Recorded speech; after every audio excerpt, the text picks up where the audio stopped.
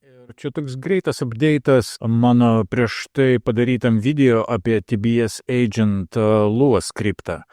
Va, kaip matote, čia ekrane, kai mes į radiją įkėlėme tą Lua skriptą, kuri ten buvo TBS Agent versija 0.98, jinai neveikia su GX12, nes GX12 pultas turėjo HTX 2.11 versiją.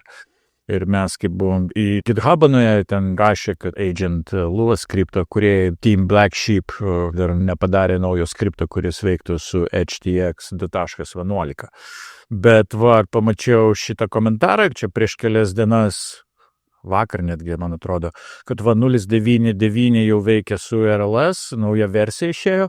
Tai galvoju, šią staigiai ir įsikels. Pasirodo, nėra viskas taip paprasta. Galime nueiti į TBS website. TBS.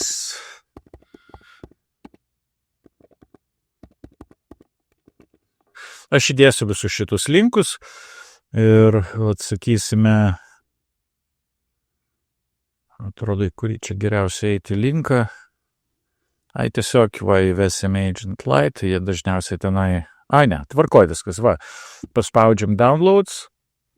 Čia turėtų būti linkas tai naujai versijai, bet aš pasižiūrėjau ir pasirodo linkas, tas yra visas tas pats. Jeigu mes jį paspausime, mes jį nusidownloadinsim, jis mums atsidaro, čia yra ta pati sena versija, taigi šitam website nėra. Tada aš nuėjau į GitHubą pasižiūrėti.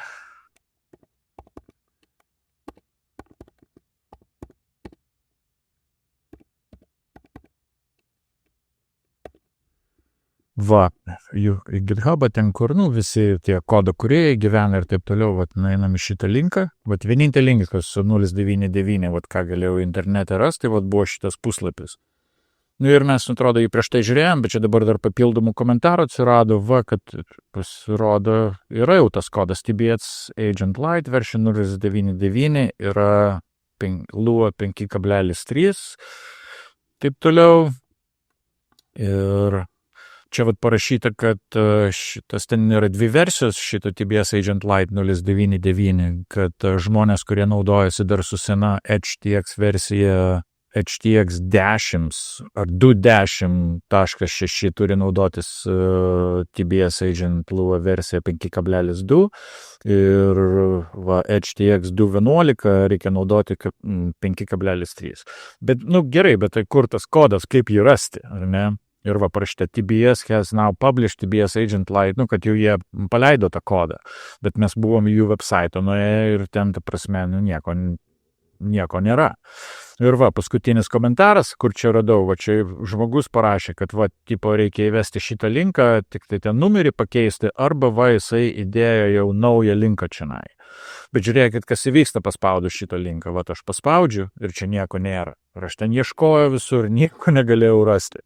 Grįžtam atgal, tai pasižiūrėkit, kai aš stoviu ant šito linko ir čia paskui apačion pasižiūrėkit, kai aš atsistoju ant to linko, šitoj vietoj.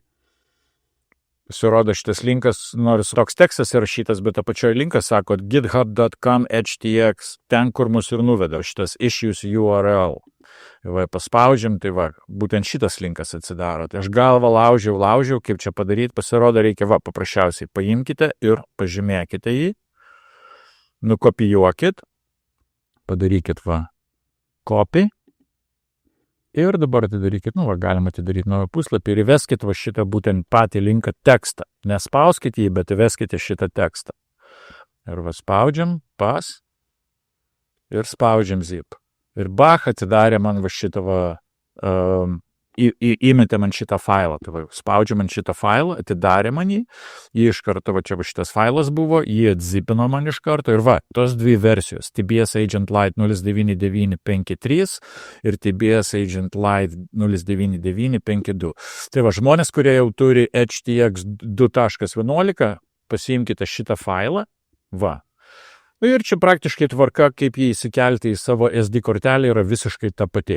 Čia, tarp kitko, šitam faile, kai jūs atzipinsit, čia yra visos instrukcijos, čia gražiai surašyta, paimat, kaip instaliuoti HTX žmonėm, kurie iki 2.10 versijos naudoti va šitą failą Lua 5.2 ir HTX 2.11 ir aukščiau reikia 5.3. Tos kaip tik ir matome 5.2 ir 5.3. Tai kadangi aš jau visus savo pultus esu praflešinęs į 2.11, tai aš naudosiuosi šituo.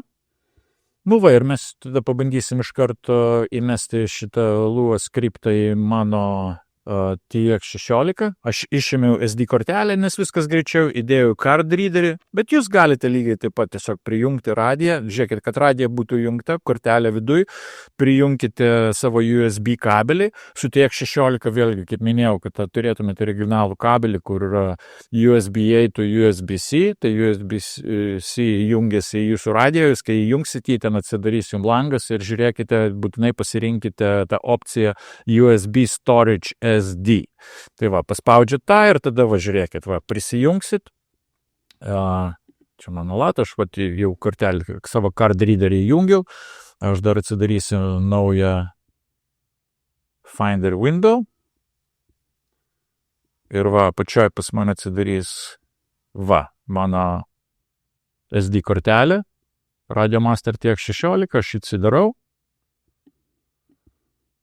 Ir čia yra mano SD kortelės turinys. Ir man dabar tiesiog reikia nueiti į skriptus, tools. Ir šitus du man reikia įsimesti į savo kortelės skriptus, tools. Man reikia čia įmesti šitus du failus. Tai aš juos pasižymiu. Taip ir metu pas save į tools. Ir padarysim replace. Nedarykite merge, darykite replace.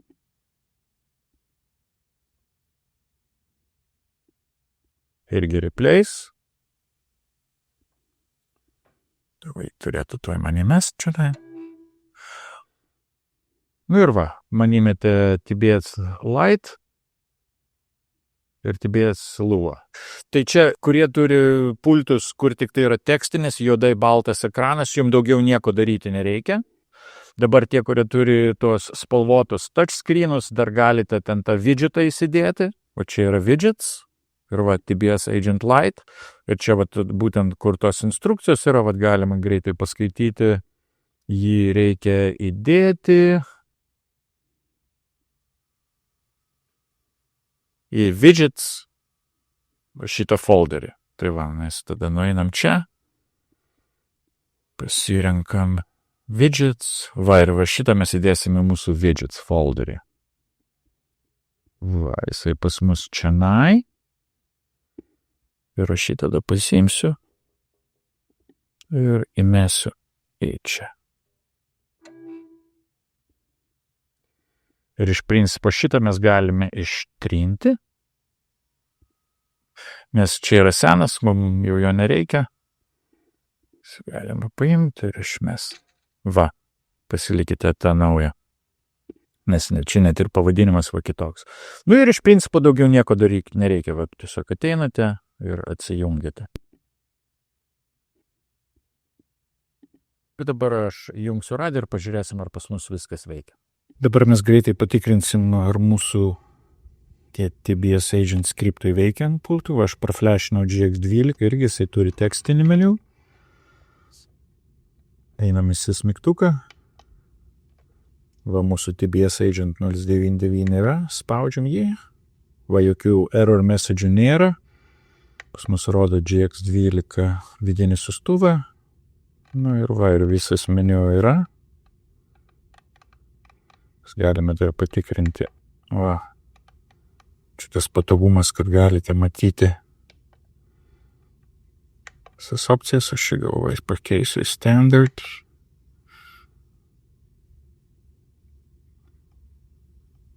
Switch. Jį rodo Gemini antena 1, antena 2. Čia galima įti. Gemini.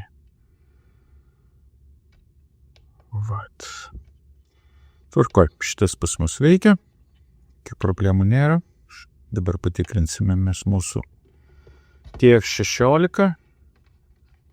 Aš buvau kortelį ištraukęs, įdėjau ją. Čia per card readerį failą kėliau, viskas daug greičiau. Aš įdėjau išorinį siųstuvą, mes patikrinsim su abiejais. Jungiame. 211 HTX. Einam į SIS mygtuką. TBS Agent 099. Nu va, parodo pas mus vidinį siųstuvą, pasirinkam jį. Nu va, ir pilnas meniu pas mus. Čia vėlgi labai patogiai rodo visas opcijas.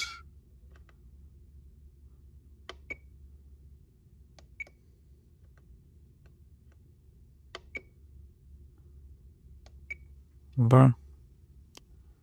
Dabar mes pabandysime pasižiūrėti, ar veikia su mūsų išoriniu siųstuvu.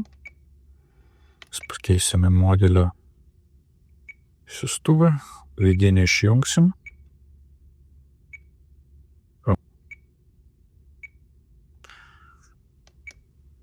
Įjungsime išorinį, Nomadą, CSF, pakeičiam iš karto baud rate, 5,25, nepamirškite to.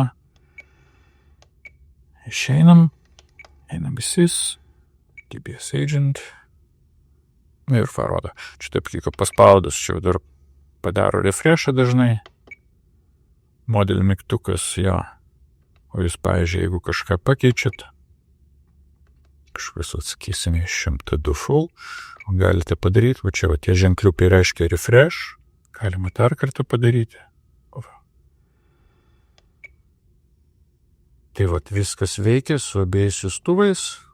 Dabar galime dar pasižiūrėti. Na, tiesa, dar čia yra tas widgetas, bet žinokit, widgetą aš jums siūlau nenaudoti. Vat galime įdėti, aš jums parodysiu, jis kažkoks net, atsiprašau, čia reikia trumpai labai paspausti telemetrijos mygtuką. Tik.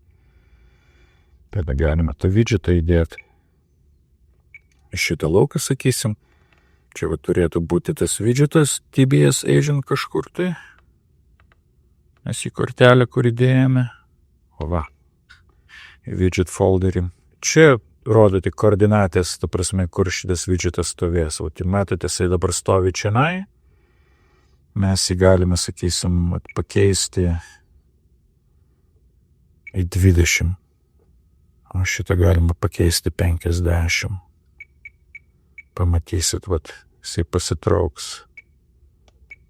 Pamatote, jisai atsistoja į kitą vietą, tiesiog tai čia. Tik toks yra skirtumas. Nu va, jisai stovi čia. Ir galime jį paspaust. Full screen. Rodo Nomad. Pasirinkam jį.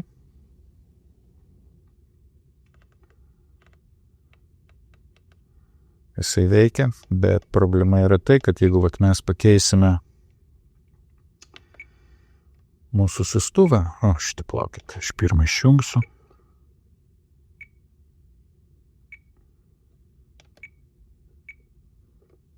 Štai jungsiu. O rodo Nomadą. Full screen. Visiems rodo Nomadą. Ir vidinės Gemini negali turėti. Nu, keista, man. Paspaudžiam update. Switch mode 8. Keista, čia kažkokios klaidos. Čia šitų dalykų neturėtų būti.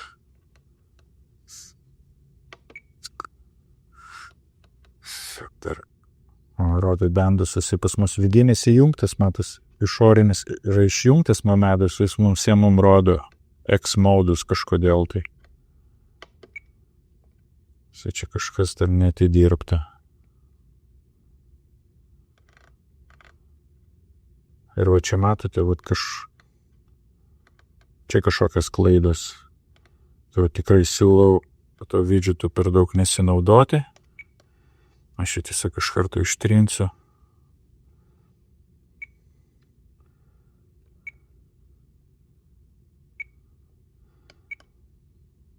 Tai va, tai tiek. Čia vėlgi neoficiali versija.